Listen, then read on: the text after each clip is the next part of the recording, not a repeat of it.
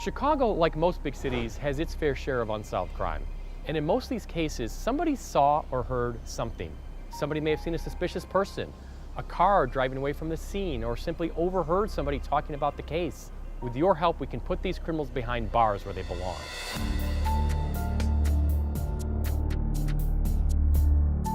Here in Chicago, we have too many unsolved murders. We need your help.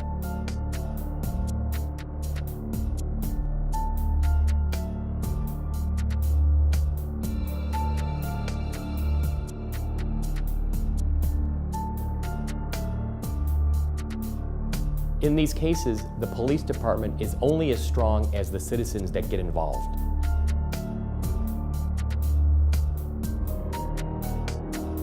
Oftentimes, all the detectives need is a tip, a start. Somebody to call in and say, I saw something. Any little information that you know can be the impetus to solve the entire case.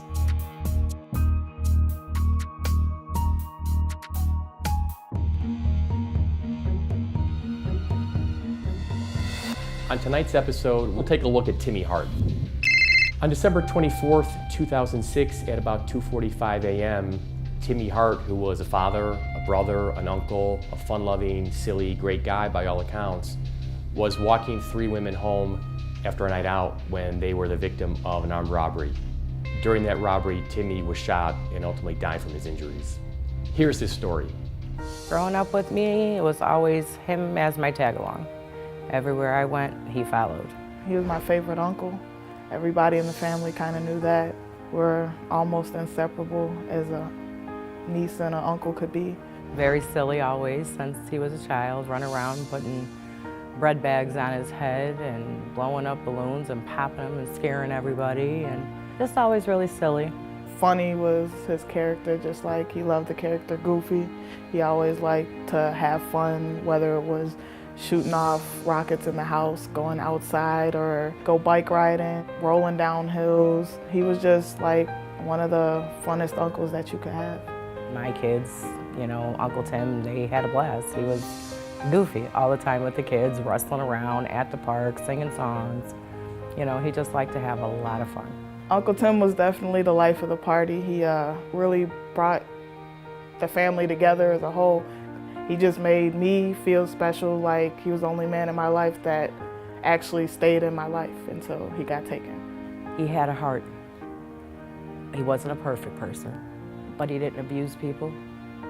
He had a love for the elderly and he had a love for kids, and all he wanted to do was live life and have fun. Let's make it happen, let's make it work, and do it any silly way that he can come up with. To just want to take somebody away, as helpful as he was, and as dear to our family that he was, I don't understand how somebody would want to do that. December 23rd, I was supposed to go to Timmy's work to celebrate my birthday, which was that earlier Wednesday. But I had bowling on Saturday nights, and I usually wouldn't get out of bowling till 10 or 11. But bowling decided that they were going to give free drinks for Christmas, and so we sat around a little longer. And he's constantly calling me. Come on, where you at? Where you at? Well, you get here, I'm waiting for you. I'm getting there, Tim, I'm getting there, Tim, I'm gonna get there. Well, I didn't get there. Timmy called me last time, it was 2:43 a.m. He says, where you at, man, where you at? I'm like, Tim, I'm not coming, I'm tired. So I said, I'll see you tomorrow at dinner, Tim. I love you, man, just don't be mad, I'll see you tomorrow, I'm tired. On Christmas Eve morning in 2006, about 5 in the morning, Timmy Hart, who worked at a bar in the Marquette Park neighborhood, had just gotten off work. He was walking his ex-girlfriend and two other females home, and they were walking down an alley between Troy and Albany. As they got down the alley, two black males popped out and tried to rob them. One of the robbers is holding a gun and pointing it at Timmy and his ex-girlfriend and the two girls, and they actually grabbed one of the girls' purses. Tug of war kind of ensued. The robbers asked the two of the women to drop their purses. One of the females dropped her purse right away, the other one didn't. And so one of the robbers just took his gun and pistol whipped her right across the face. And she dropped her purse, and then those two girls took off running. And as soon as they took off running, one of the robbers chased after those two girls. The other robber continued to point the gun at Timmy and his ex-girlfriend, demanding money. Timmy actually gave them $30 and some gold jewelry.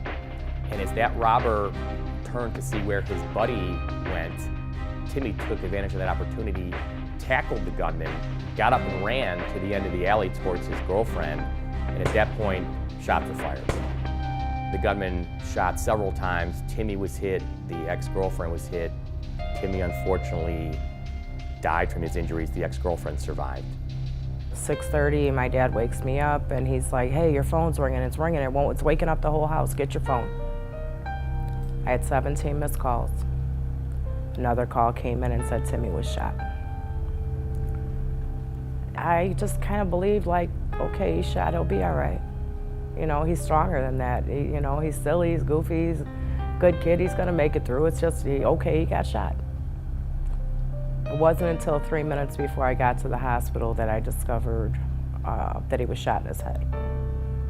That there would probably be little or no hope. They said they can make him comfortable, but that within 24 to 48 hours, he would most likely pass on his own. I stayed with him all that day. I laid with him, I laughed with him, I cried with him, I hit him. I was mad, because had I just went to the bar that night for my birthday, it wouldn't have happened.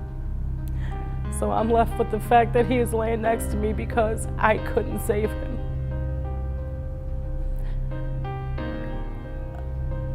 So he lived and he breathed and everything for about another 18 hours. I watched him turn every color of the rainbow and take his last breath, Christmas Day. Have you been in an accident? Have you been the victim of discrimination or had your rights violated? Have you been injured? If so, the lawyers at Hale Law would love to talk to you. We offer a free consultation. Call me, Andy Hale, 312-870-6926. 312-870-6926. I look forward to talking with you about your case. On Christmas Eve morning in 2006, Timmy Hart was walking down an alley with his ex-girlfriend and two other females. As they got down the alley, two black males popped out and tried to rob them. Timmy then at one point began to wrestle with the two robbers. Timmy finally broke away from the robbers and was running towards his girlfriend.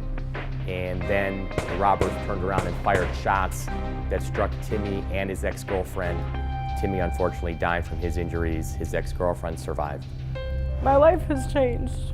I miss him every day. It's definitely different not being able to just call him and tell him how much you love him, how much you wish he was still there.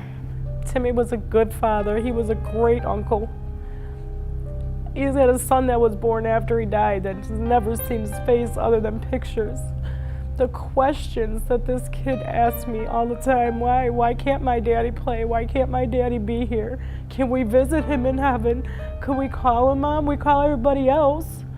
I never thought I was gonna lose my uncle, especially the one man in my life that I knew loved me the most. I need for somebody to tell me who took his life. Somebody to turn them in. Every mother, every father, every brother, every sister knows what goes on in their house. Stop covering for them. Stop, because when they take another life and another gunshot flies down that street or alley, it could be yours. And then what? Then you're gonna want what I'm asking for. You just don't go through what he went through when he died and not know who did it, because they were in numerous people's faces. Just come forward and tell us who did it. Timmy was trying to basically help these girls out, being a good Samaritan, walking them home. Even told the girls to run away, said, I'll handle it. Took on these robbers, wrestled with them, fought with them.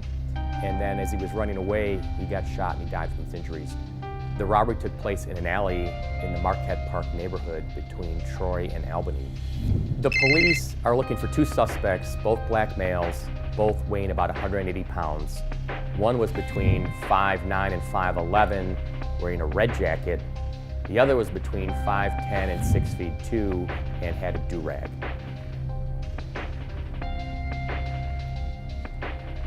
If you have any information about this crime, you can call Chicago Police Detective Thomas Carr in Area Central at 312-747-8380. Please help us solve this case and bring justice to the family of Timmy Hart. I miss him every day. His kids miss him, his nephews, his nieces, everybody misses him. Uncle Tim, I miss you. It kills me not knowing who took you away from me. I hope one day I'll be able to just see you again so I can give you a hug, give you a kiss, and tell you that I still love you. And I just want to let you know we're not going to stop looking until we find out who did it. The cases you just watched remain unsolved, and we need your help. If you have any information on tonight's episode or any other cases, please give our detectives a call. We need our communities to come together so we can take back our streets and make our neighborhoods a safer place.